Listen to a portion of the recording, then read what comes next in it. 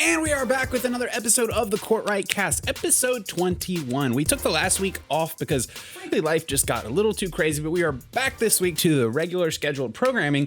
And today we have some really breaking news. Do you know what that breaking news is? I have no idea what it is. You have no idea? No idea. Get ready for this. Space Jam 2. Woo. Lola Bunny is going to be starting off the movie in the Mascara from Wonder Woman. It's like a crossover. Whoa. From the director's mouth. Huh. Yeah, she's taking some time off. She's trying to get away from just being a tune. Gotcha. Yeah. That sounds like a ripping idea. Yeah. I'm stoked. Space Jam 2 is what I've been waiting for my whole life. Yeah. Yeah. Entire life. Yeah. And that's the episode, guys. Goodbye. On to episode 22. And we're back with episode 22. No, in slightly more serious news, the trailer for the new Tom Clancy adaptation, Without Remorse, dropped this week. Now, I have a lot of thoughts about this movie. I have thoughts about the trailer, about the directors, the writers, the cast, and the streaming platform that it is going to debut on. Because this isn't a movie that's hitting theaters. This is an Amazon original. So usually when I see a Netflix film or an Amazon original, I don't want to, this might sound harsh, but I kind of lower the bar of expectation for what I expect out of a movie. I don't with Amazon, though. Generally. Sometimes. Yeah. But in general, Amazon also released their movies in theaters prior to COVID. Yeah, I know I shouldn't do that. They did it a lot smarter. It's probably disrespectful, and I shouldn't do that. But I kind of look at them and I go, like, it's going straight to a streaming service. I don't know about that. But with the way that things are here in 2021, where essentially everything comes to the streaming service first, I'm looking at everything exactly the same. Amazon does have a better track record than Netflix. Yeah, and that's not saying that I don't enjoy Amazon movies by any means, because I've enjoyed a decent amount of their movies, but they're hit and miss. But then again, so are the theaters. So who am I? It's just the way that I perceive them, because I'm so used to theaters. I perceive these streaming service movies as being like, oh, well, it might be like something I can watch on the couch one night. Not like, oh, I'm so excited to see that movie. Let's go pay money to see it. But with the climate that we live in now, where everything is on a streaming service, I have to apply the same bar to pretty much every film. And I say this, I set up this premise because it's not helping this movie at all. This film is Without Remorse. If you haven't seen the trailer, it's on YouTube. It's an adaptation of an old, I think, 1993 Tom Clancy novel, starring Michael B. Jordan. It's got a pretty solid cast all around. It's got some good names attached to the film, but let's just jump right into trailer reactions. We just rewatched the trailer, so it's fresh in our mind right before recording this. What was your just initial thoughts? The trailer's like horrifically edited. Like right off the bat, horrifically bad. Like there are little stretches that go on for too long, like awkwardly go on for too long, like it's a rough cut of the trailer.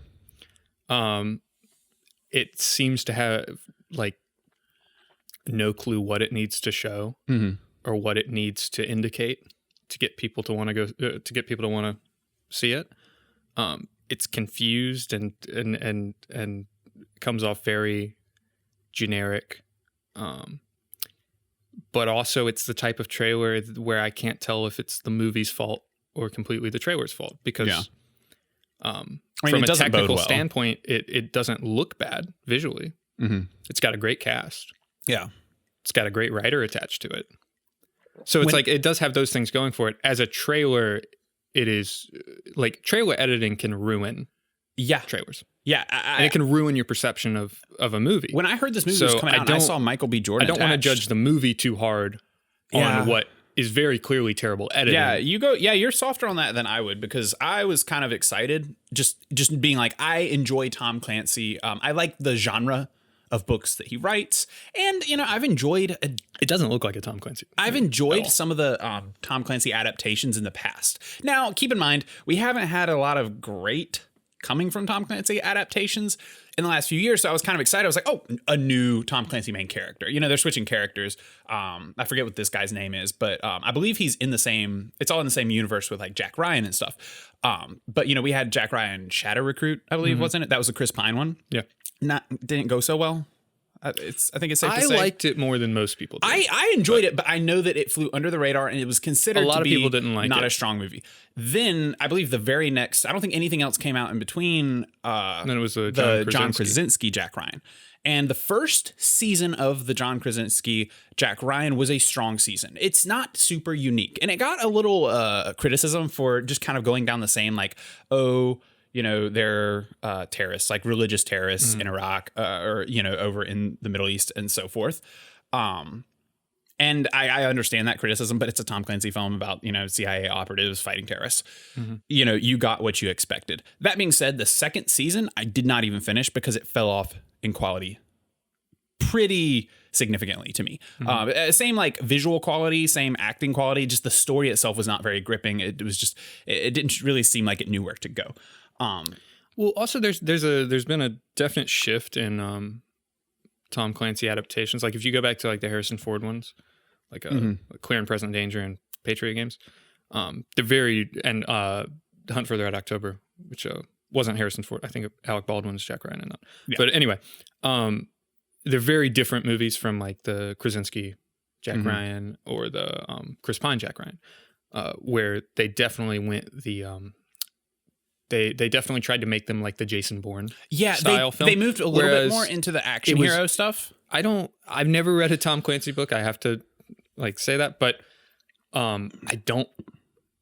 From what I know about them, they don't seem like action books. Yes, and now I will as much as like espionage. I will give that to the John Krasinski's Jack Ryan, in that I think that Chris Pines leaned a little more into the Jason Bourne action hero type of stuff, but in John Krasinski's Jack Ryan series, he is an analyst. And while there are action bits and he does a good job in them, and he ends up being thrown into some action bits, they did a really good job of making him be like, whoa, I'm just the analyst. I'm just reading the data. I'm just like, they did a good job of making it more about his minds and his skills and strategies, as opposed to just making it an action. But from like a marketing standpoint, they always like use the very like action hero poster and like everything from a marketing standpoint makes it look like I think it's they an have action to now too. And now getting back to the movie at hand, Without Remorse, this trailer, you know, I just had high hopes. And my first initial response to the trailer is like 30 seconds in, we're getting the most generic monologue any action movie has ever seen. Like we've seen Taken do this. We've seen, you know, John Wick do this. John Wick actually did it, probably one of the best. But this whole shtick of like, oh, you killed his family. You made a mistake. You should have killed him. He's going to come and kill all of you now. Dun, dun, dun. Yeah. Like, I don't... It's not that I don't enjoy a movie that does that, but you've got to bring something to it. Like John Wick, for example, you know, they switched it up. They killed his dog, you know? I mean, that hurts the heartstrings more than the family. Like, I can see... for sure. You know, if they kill your family on screen... Or not on screen, but in a movie, now I'm going to be like, that's kind of played out. You kill his dog, I'm like, kill them all. John Wick, go get them. You go get every last one of them. But, you know, then the thing about like John Wick is that John Wick relies on doing other things explicitly well. You know, it relies on the gimmick of the action, of the stunts, of Keanu Reeves' performance. It doesn't rely on, like, we don't go watch John Wick because we're like, it's a movie where a guy loses his family or something he cares about and he goes and kills everyone. If you just pitch that, it's like no one cares about John Wick. Like when you think about John Wick, you think like crazy big stunts like that were done by the real actor, like really realistic action sequences, from the CQC combat to the guns to the everything. You know, you think about Keanu Reeves running through the training videos that you see on Facebook, shooting targets, like really working for this. When you move on to the movie at hand, when I'm watching the trailer for Without Remorse, I don't see the other part that's actually supposed to hook me. Mm-hmm. They were like, there's a monologue. It's like, oh no, you should have killed him. And then he's like, I just can't stop. Yeah. And it's like, well, I've seen the revenge plot a million times. And it's not that it's not a good plot. It's not that you can't do it again, but I need something more. And the trailer needs to present that. That's where the trailer that's where I think it's hard to fault the movie for the trailer yet because the movie's not out. We don't know. So like we don't know if that hook is missing from the movie or if that hook was missing from the trailer. I didn't like any of the dialogue. As far as bits, judging the trailer, though, it is like tonally bizarre. Yeah, and really like I'm not sure I've seen a trailer edited this poorly in a long time. And Michael really B. Jordan looks good. Like he looks good in the role. Yeah. I like him. I'll go see anything Taylor Sheridan. Mm-hmm. Right. Yeah, I think he's. That's the other thing that I wanted to move into. I have the Wikipedia page pulled up because this movie has been through a lot in terms of just the property. It was sold a long time ago. Savoy Pictures bought the film rights soon after the novel was released, and I believe it was released in like 93, between 93 and 95. It was only bought for $2.5 million, and Keanu Reeves was originally attached to it to play the main character. But then it shifted hands. Keanu Reeves, or he was offered the role, he wasn't attached, but he was offered the role for $7 million. And this was back when he was... That's probably right after Speed. Yeah, that would have been really early. That would have made sense too. I would have been okay with that. But he declined the role. It was expected to come out in 95. It got fast-tracked to production. Pretty much ended up just kind of falling into limbo like a lot of films do. Later on, it was reported that Lawrence Fishburne was attached to the project, the adaptation, but production got shut down for script problems. Like this movie has been through it it's been 25 years since it was bought. And one of the more exciting bits was that the film was, while it was in development hell, it pretty much got Christopher McQuarrie got attached to it to direct it with Paramount Pictures in 2012. Tom Hardy was originally approached for that adaptation. And this movie is going to be part of I don't know, they probably wouldn't call it a duology, but there are two movies planned. It's this movie and then Rainbow Six, which I'm surprised that no one has headed straight for Rainbow Six yet. Mm-hmm. In Tom Clancy movie world, just because of the popularity of the games, I know. Like you would just think that would be a property that they would try and pick up, and especially with the more action, team-oriented vibe to the Rainbow Six property, I could see that doing something a little better.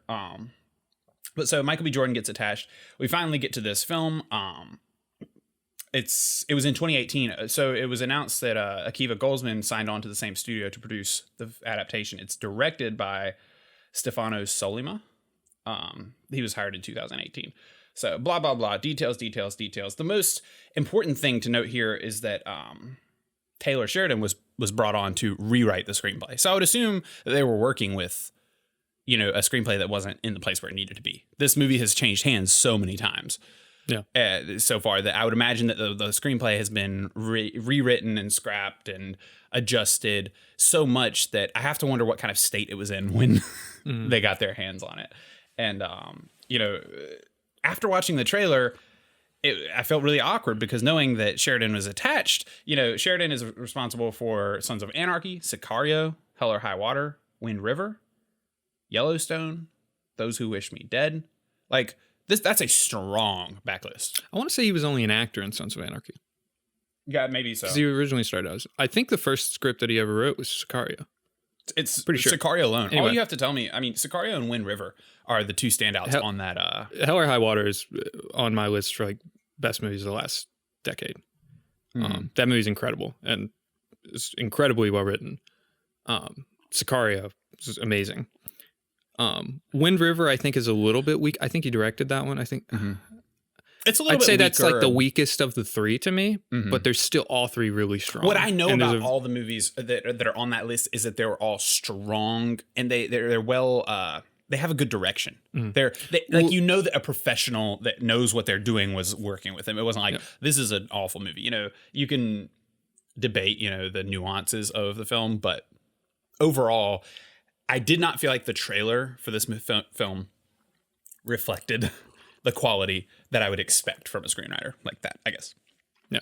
But aside from that very cliched monologue, all of the issues I had with the trailer could very easily be traced back to a very poorly made trailer. So you think there's still hope? I think there's still hope. I mean, I don't know. I mean, it's impossible to say that a movie's totally bad by the trailer because, I wouldn't put it in the dumpster yet. But I was just given who's attached, and given the fact that the worst moments of the trailer can be traced down to terrible trailer editing, I definitely wouldn't put it in the dumpster until it comes out. I was just kind of surprised when I saw that it was coming out, and then I was like, Amazon original. It's a bad trailer in the same way that there's plenty of great trailers for terrible movies. Yeah, very true. And I also have to wonder, though, too, like, when it comes to adapting books, I have very conflicting opinions on it. And it's probably not a popular opinion because everyone likes adaptations, but I just don't feel like adapting books goes that well very often, you know? And except for all the times that it went well. Yeah, you're right. I think it's incredibly hard. Except for 70% of classic movies being based on novels. Well, see, I think basing on novels is a different thing. I think it's different when you're doing novels that are already like established, like heavily established.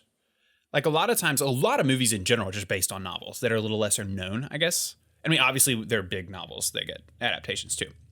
But a lot of the dramas can be based on novels that are a little lesser known.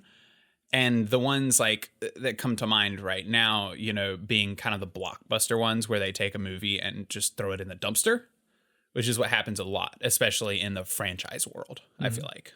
I guess my thing with novels is that I don't love adapting things in general. You know, I think one of my favorite adaptations to point to is the Lord of the Rings adaptation, because that's one of the most beloved to me.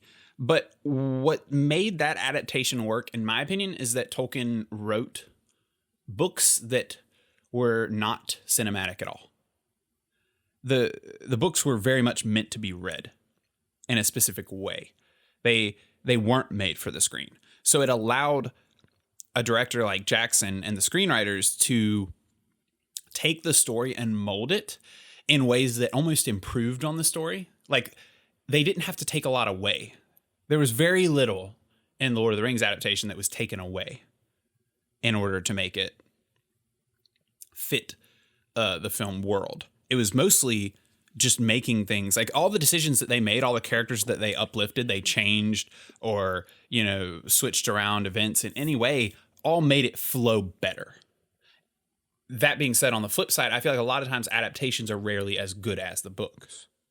And now some people, you know, obviously just using Lord of the Rings because it's one of my favorites as an example, you know, some people will probably tell you that they like the books better or that the movies were not good at all. You know, it's all down to opinion. But I think when you're adapting books, it's important to adapt in a way, or adapt specific books that are not made for the screen already, if that makes sense. Like, where you can add something to the story by taking it to the screen, not just put a story into a movie. Does that make sense? Yeah, I mean, I don't know. I just think it depends on the vision for it. Like, it is absurd the amount of movies that were based on books. I mean, probably hundreds of movies that you've seen you didn't even know were based on books. Yeah, and that is what I say. Like, when I think of adapting, I think of like the franchises, even like especially the younger ones, like you know, Lord of the Rings, Hobbit, Percy Jackson, you know, big books that were like big hits. Yeah. Among like Hunger Games. Yeah, like I think of the big hit franchises that were where people went, oh, this book's getting really popular, let's throw an adaptation on it. You know, obviously there are a lot of, especially dramas that are just based on books that you are probably not even familiar with that were fantastic. You know?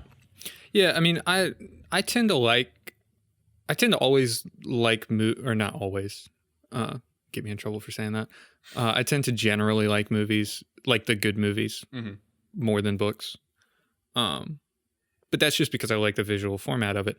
But just having it be in a visual format makes it a completely different experience. Like No Country for Old Men, which is, at least off the top of my head, one of the best adaptations of, you know, since the year 2000. Yeah.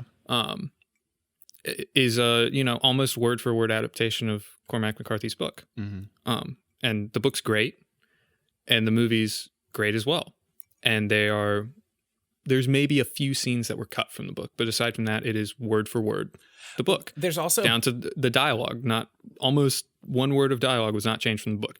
And it was a fantastic adaptation. And you could say that like, well, they didn't really add anything new, but just the transformation of it going from novel to movie form, they're totally different experiences while being the exact same.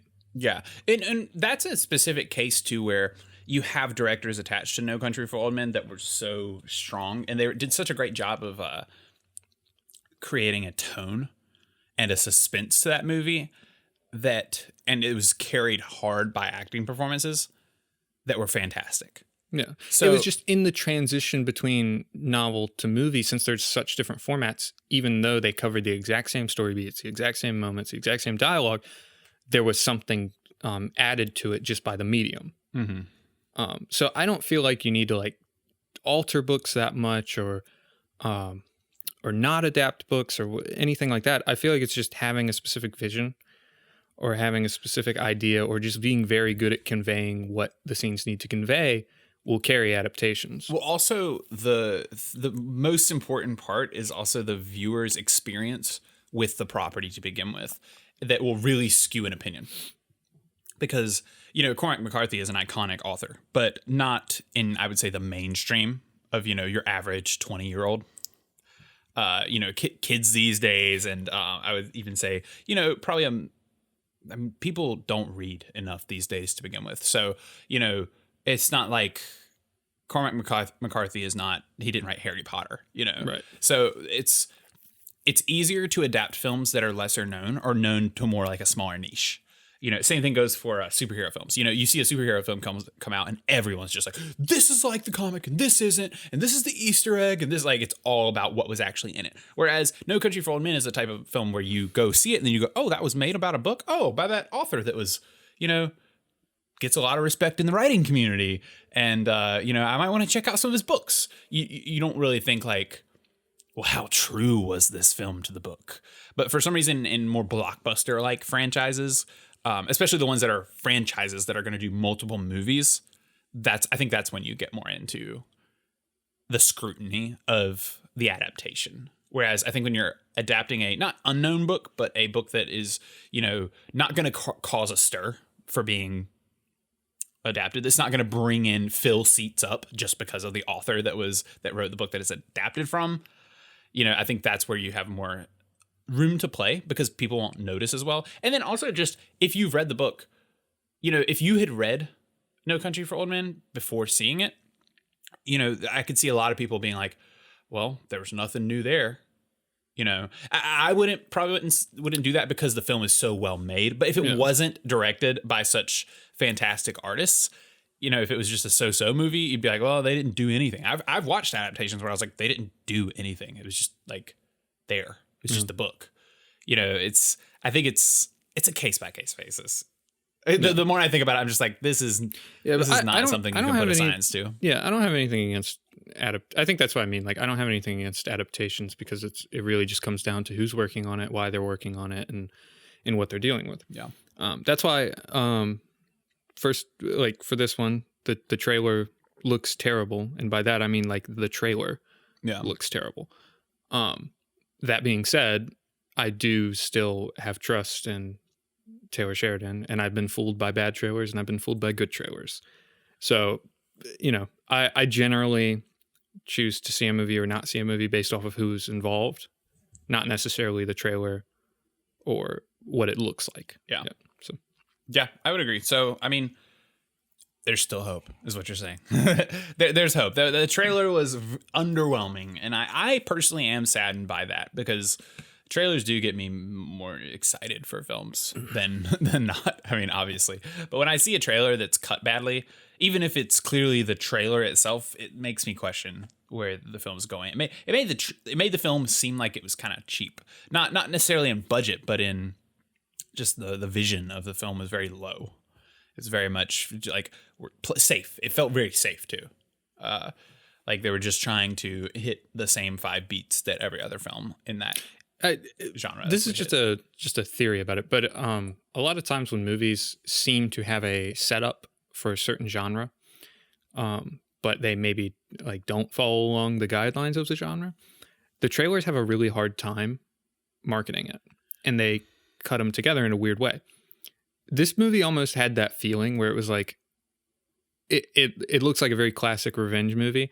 I wonder if, and I could be totally wrong about this, but I wonder if it maybe doesn't go down the traditional route so much as the trailer makes it look like it does, and the trailer has a really hard time marketing that. I don't know. Yeah. But I know that happens a lot with movies like that, where you get this really like bizarrely cut together trailer for a movie that doesn't quite fit marketing standards. I don't know. I kind of got that vibe from this, but yeah, I could definitely see that. It's just, you know, in closing, please stop doing the whole "don't go after this guy, you're gonna regret it" shtick. I think I'm just done with that. I'm done with that for a while. The "you killed his family, you should have killed him too" monologue. Like, it's not. I don't know. I didn't find no point in the trailer did I find myself thinking like, "Oh yeah, Michael B. Jordan's gonna get him." Like, I was just like, the trailer also okay. it started off that way. Yeah. Like they didn't even give you like a second of like what happened. It literally or, starts off with like, "Oh, you messed with the wrong guy." It's like, who are we talking about? They didn't even set up the character at all. Like, it was did they like give him a name in the trailer? I don't think so. They might have. It was weird how they introduced. I think his name's Clark. His last name's Clark. Forget. I don't know. But yeah, so those are our thoughts on Without Remorse, the new Tom Clancy adaptation coming out this year. I would assume it's this year. Maybe. I honestly didn't even notice. I just saw the trailer. I stopped noticing release dates when it's just when they change randomly every online month. They also change like all the time. Yeah. It'll be online someday. You know, it could have just come out now. That could have been the announcement trailer. It might be streaming right now. Who knows? But thank you guys for watching this episode of the Cortright Cast. Be sure to like, subscribe, leave us a review, a 5-star review only on all your podcast platforms. We appreciate the support, and we will be back next week with another episode. We will talk to you guys then.